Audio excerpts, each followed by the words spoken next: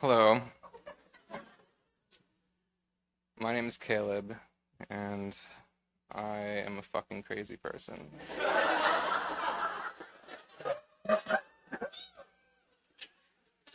Having said that, I did not prepare a talk. So, all right, let's do this. I um I thought a lot about what makes me crazy. The topic of my talk was to explore how I use yoga to manage my craziness. So, how am I crazy?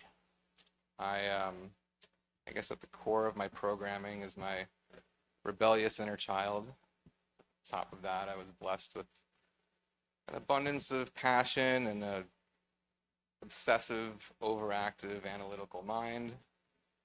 Somewhere along the way, I developed an immense tolerance for risk. And if I'm being honest, there's probably just a little bit of inherited narcissism in there too.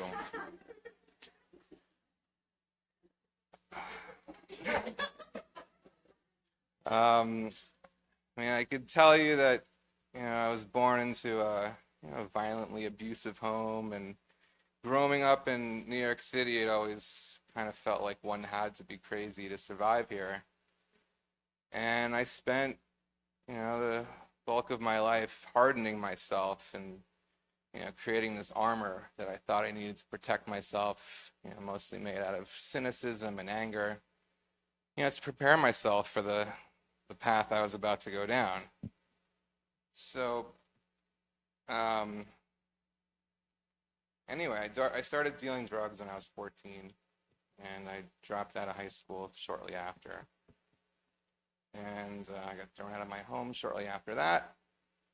And I was always drawn to like dangerous situations and enjoyed many life-threatening scenarios. Um, I don't think I need to tell you how many times I've been arrested or had guns pointed at me or all the wild shit I've done.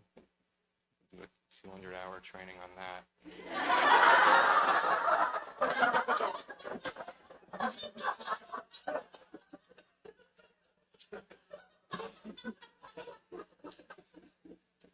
But I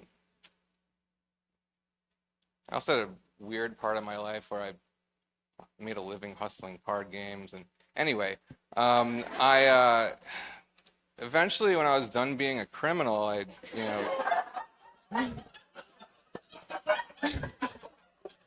know, I pivoted to the legitimate workforce and found out that all of this shit translated, and I was the best salesman the world ever saw, and I was a fucking gladiator, and like, and then and my crazy worked for me, like I built this incredible business, taking insane risks, and if I remember correctly, like mostly under the influence of mind-altering drugs and alcohol. Um, and as fun as this all sounds, and a lot of it was, I did get exhausted, and I tried to settle down. So what I did was I married this woman who wanted nothing more than just to have the most banal, mediocre existence. And I loved her more than anything, but safe to say I overcorrected. Um, anyway, so last year, my dog Ninja had died of cancer in January, and he was crazy too. He was he was an extension of my soul, and I went into a really dark depression that I couldn't find my way out of, and that led me to this psychedelic retreat where I not only beat my depression and got to the other side, but I found self-love, and I woke up to spirituality, and I dropped my armor, you know, and for the first time in my life, I was vulnerable. And I went home like just knowing how to live my life the way I always wanted to, but didn't know how. 2 months later, I found myself very abruptly in the middle of a divorce. And that was an incredibly dark time and probably the most painful time of my life.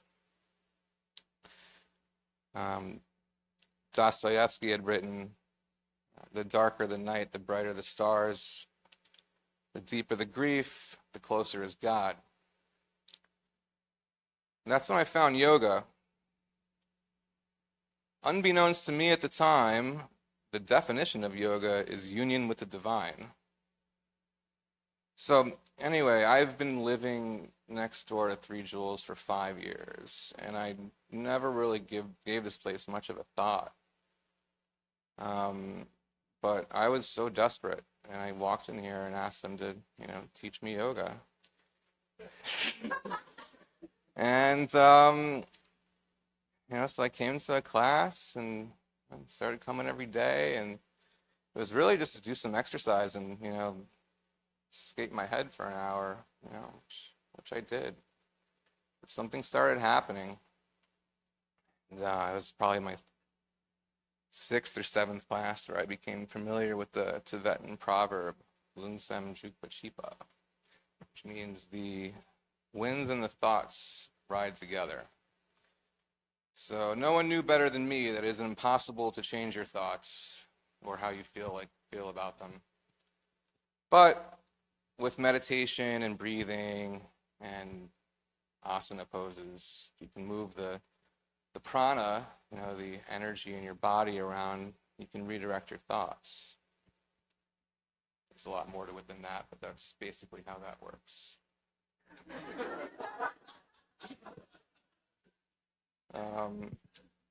So the other part that I've been trying to figure out is that earlier in my life, my crazy manifested itself in a much more aggressive manner, I believe because it was enmeshed with my armor. And now that I don't have that, I can't channel it into business and benders and other bullshit, nor do I really want to anymore.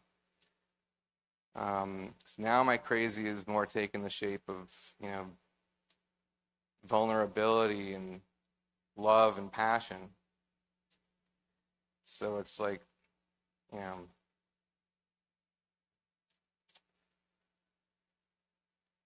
so if there's the one maybe most important thing, that I've learned in yoga,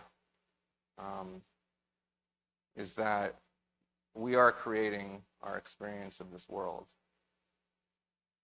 The world doesn't come at you, we're projecting out on it. And rather than create an experience of this world where I have to fight my way through it, I'm creating one where all I have to do is love.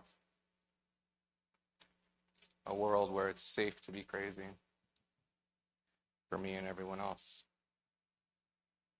Thanks.